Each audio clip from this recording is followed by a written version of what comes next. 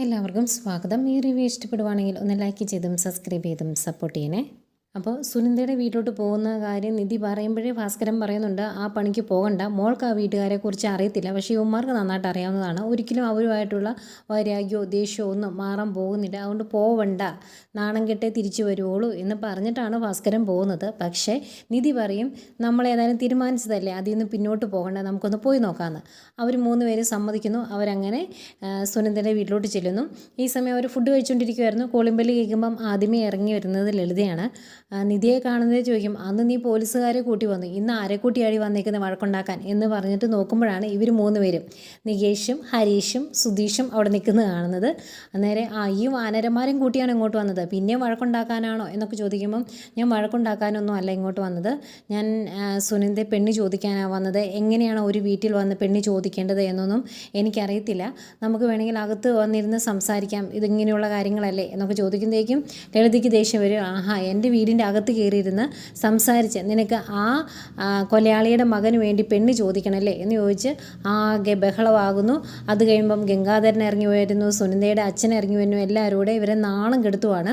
അന്നേരം സുഭാഷിനും സുനന്ദയ്ക്കും പരസ്പരം ഇഷ്ടമാണ് എന്ന് പറയുമ്പം ലളിത പറയുന്നത്, പ്രത്യേകിച്ച് പ്രായപൂർത്തിയായ പെൺകുട്ടികൾക്ക് ഇത്തിരി പ്രായമുള്ള ആണുങ്ങളെ കാണുമ്പോൾ ഇത്രയും ആകർഷണമൊക്കെ തോന്നും, പ്രത്യേകിച്ച് അച്ഛനടുത്തില്ലാത്ത പെൺകുട്ടികൾക്ക്. അങ്ങനെ ഒരു ഇഷ്ടം മാത്രമേ അവൾക്ക് സുഭാഷിനോടുള്ളൂ. അങ്ങനെ ഒരു ഇഷ്ടം പറഞ്ഞ് അവൾ ചെല്ലുമ്പം അത് പറഞ്ഞ് മനസ്സിലാക്കി തിരിച്ചയക്കേണ്ടതിന് പകരം ഓരോന്നും പറഞ്ഞ് അവളെ പാട്ടിലാക്കാൻ ശ്രമിക്കുമല്ലായിരുന്നോ ആ കള്ളൻ എന്നൊക്കെ പറഞ്ഞ് സുഭാഷിനെയും കുറേ ചീത്ത പറയുന്നു.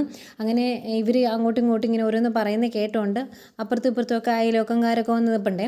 അന്നേരം അവരോട് ലളിത ചോദിക്കുവാണ്, ഇതൊക്കെ നിങ്ങൾ കണ്ടില്ലേ, പിന്നെയും ഇവിടെ വന്ന് വഴക്കുണ്ടാക്കാൻ വന്നതാണ് ഇവർ, ഇങ്ങനെയൊക്കെ സംഭവിക്കുമ്പോൾ നാട്ടുകാരല്ലേ നിങ്ങൾക്കൊന്ന് ഇടപെട്ടുകൂടെ, ഞങ്ങൾക്ക് ആരും ചോദിക്കാനും പറയാനും ഇല്ലെന്നാണോ ഓർത്തത് എന്നൊക്കെ ചോദിക്കുന്നതേക്കും അവിടെ വന്ന നാട്ടുകാർ വന്ന് ചോദിക്കും, അവർക്ക് ഇഷ്ടമല്ലല്ലോ പെണ്ണിനെ നിങ്ങൾക്ക് തരാൻ, പിന്നെ എന്തിനാണ് നിങ്ങളിവിടെ വഴക്കുണ്ടാക്കാൻ വന്നിരിക്കുന്നത്, പ്രശ്നം ഉണ്ടാക്കാതെ ഈ പെങ്കൊച്ചിനെ വിളിച്ചുകൊണ്ട് പോ സുധീഷേ എന്ന് വന്നതിൽ ഒരാൾ പറയുവാണ്. അന്നേരം ആകെ നാണക്കേടായി. ശരിക്കും ഹരീഷിനൊക്കെ നല്ല ദേഷ്യം വരുന്നുണ്ട്, നിധിയെ കരുതി മാത്രം അവർ മിണ്ടാതിരിക്കുന്നതാണ്. അന്നേരം സുധീഷ് നിധിയോട് പറയും, ഇനി ഇവിടെ നിന്നാൽ ശരിയാകില്ല, നമുക്ക് പോകാമെന്ന്. നേരം അവരവിടെ നിന്ന് പോരുവാണ്. അന്നേരം ഇവരെ നാണം കെടുത്തുന്ന രീതിയിൽ ഭയങ്കര മോശമായി തന്നെ സംസാരിക്കുന്നുണ്ട്. നാണമില്ലത്തമാരോ വലിഞ്ഞേറി വന്നേക്കുവാണ്, തെണ്ടികൾ എന്നൊക്കെ വിളിക്കുന്നുണ്ട്. അവരൊരക്ഷരം തിരിച്ച് പറയുന്നൊന്നുമില്ല. ഹരീഷ് പറയുന്നുണ്ട്, ഇനി ഇവിടെ നിന്നിട്ടുണ്ടെങ്കിൽ എൻ്റെ പിടി വിട്ടു പോകും, നമുക്ക് പോകാം എന്ന് പറഞ്ഞ് അവർ പോരുമ്പം നിധി ഭയങ്കര സങ്കടത്തോട് തിരിഞ്ഞ് നോക്കുന്നുണ്ട്. സുനന്ദ അവിടെ കരഞ്ഞുകൊണ്ട് നിൽക്കുന്നുണ്ട്. അപ്പോൾ സുനന്ദയും ചീത്ത പറയുന്നുണ്ട്, കരഞ്ഞുകൊണ്ട് നിൽക്കുന്ന ഒരുത്തി, കയറിപ്പോടി അകത്ത് എന്ന് പറഞ്ഞ് മൂന്ന് പേരൂടെ സുനന്ദയുടെ അച്ഛനും അമ്മയും അതുപോലെ വലിയച്ഛനും അവരെല്ലാവരുടെ സുനന്ദയും വഴക്ക് പറയുന്നുണ്ട്. സുനന്ദ വിഷമിച്ച് സങ്കടപ്പെട്ട് അകത്തേക്ക് കയറിപ്പോന്നു. ഈ സംഭവമെല്ലാം സുഭാഷിനെ ഇത് കണ്ടുകൊണ്ട് പോകുന്ന ഒരാൾ വിളിച്ച് പറയുന്നുണ്ട്. സുഭാഷിന് ആകെ വിഷമാവും. പണി സൈറ്റിൽ ബാക്കിയുള്ളവരോടെല്ലാം പറഞ്ഞിട്ട് വീട്ടിലെന്തോ പ്രശ്നമുണ്ട്, ഞാൻ ഒന്ന് പോയിട്ട് വരാമെന്ന് പറഞ്ഞ് സുഭാഷ് അവിടുന്ന് പോരുവാണ്. സുഭാഷ് അവിടുന്ന് പോരുന്നു. ഈ സമയം നാണം കെട്ട് 4 പേരോട് വീട്ടോട്ട് തിരിച്ചു കയറി വരുന്നുണ്ട്. അന്നേരം ഭാസ്കരൻ ദേഷ്യം വന്നിട്ട് പറയുവാണ്, ഞാൻ രാവിലെ പറഞ്ഞതാണ് അങ്ങോട്ട് പോകരുത് എന്ന്, എന്നിട്ട് 4 കൂടെ പോയി നാണം കെട്ട് വന്ന് നിൽക്കുന്നു. മോളെ, നിന്നോട് ഞാൻ പറഞ്ഞത് നീ കേട്ടതല്ലായിരുന്നു, പിന്നെ എന്തിനാ അങ്ങോട്ട് പോയത്, ഇനിയിപ്പോൾ പുറത്തിറങ്ങാൻ മേല, ആ ചായക്കടയിലേക്ക് ചെന്നിട്ടുണ്ടെങ്കിൽ ആ ഗംഗാധരൻ്റെ നാണം കെട്ട വർത്തമാനം ഞാനിനി കേൾക്കേണ്ടി വരും എന്നൊക്കെ പറഞ്ഞ് ഭയങ്കരമായിട്ട് ദേഷ്യപ്പെടുന്നുണ്ട് ഭാസ്കരനും.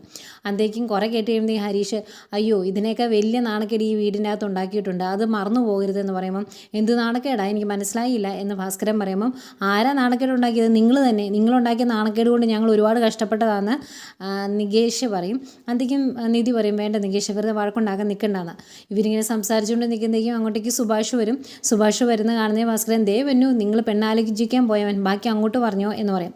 സുഭാഷ് വന്നിട്ട് ദേഷ്യപ്പെട്ട് ചോദിക്കുന്നുണ്ട്, എന്താ സംഭവിച്ചത്, എന്തിനാണ് നിങ്ങൾ അങ്ങോട്ട് പോയത് എന്നൊക്കെ ചോദിക്കും. എന്നിട്ട് എല്ലാവരും ഒന്നും മിണ്ടാതെ നിൽക്കുമല്ലേ, അതിനകത്തേക്ക് കയറി വരാൻ പറയുവാണ് സുഭാഷ്. 4 പേരോട് അകത്തോട്ട് കയറി ചെല്ലുന്നു. മാറി മാറി ചോദിക്കുന്നുണ്ട്, നിങ്ങൾ സുനന്ദയുടെ വീട്ടിൽ പോയോ, എന്തിനാ പോയത് എന്നൊക്കെ ചോദിക്കുമ്പം, അത് എന്നൊക്കെ പറഞ്ഞിങ്ങനെ വെറുതെ പോയതാണ്, അതിൻ്റെ അത് വലിയ പ്രശ്നമാക്കേണ്ട കാര്യമില്ല എന്നൊക്കെ പറയുന്നുണ്ട്. അവർ ദേഷ്യപ്പെടുവാണ് സുഭാഷ്.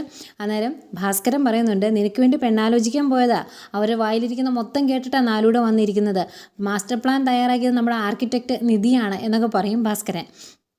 നേരം ആകെ വിഷമാകുന്നുണ്ട് സുഭാഷ് എല്ലാവരോടും ദേഷ്യപ്പെട്ട് ഒന്നും മിണ്ടാതെ അങ്ങോട്ട് പോവാണ്. ഇത്രയാണ് ഇന്നത്തെ എപ്പിസോഡ് കാണിച്ചത്. പിന്നെ നാളത്തെ പ്രൊമോ ഒക്കെ കാണിക്കുന്നുണ്ട്. പ്രൊമോയിൽ നിധി പോയി സോറി പറയുന്നുണ്ട് കേട്ടോ. അന്നേരം സുഭാഷ് പറയുന്നുണ്ട് നിധി ഇവിടെ നിൽക്കുന്നത് തന്നെ അവർക്ക് ഒരുപാട് സന്തോഷമാണ്. ഞങ്ങളെ മനുഷ്യന്മാരായി ആൾക്കാർ കാണാൻ തുടങ്ങിയത്, അല്ലെങ്കിൽ അങ്ങനെ മനുഷ്യന്മാരാണ് എന്ന് അവർ ചിന്തിച്ചു തുടങ്ങിയത് നിധി ഇവിടെ നിന്ന് തുടങ്ങി പിന്നെയാണ്. ആ നിധിക്ക് ഒരു തരത്തിലുള്ള ബുദ്ധിമുട്ടും ഉണ്ടാകരുത് എന്ന് ഞങ്ങൾക്ക് ആഗ്രഹമുണ്ട്. പിന്നെ എന്തിനാ മോളെ അവിടെ പോയി നാണം കെടാൻ പോയത്? എനിക്ക് വേണ്ടി നിങ്ങൾ നാണം കെട്ടു എന്ന് ചിന്തിക്കുമ്പോൾ എനിക്ക് വിഷമമാവുകയാണ് എന്നൊക്കെ പറയും.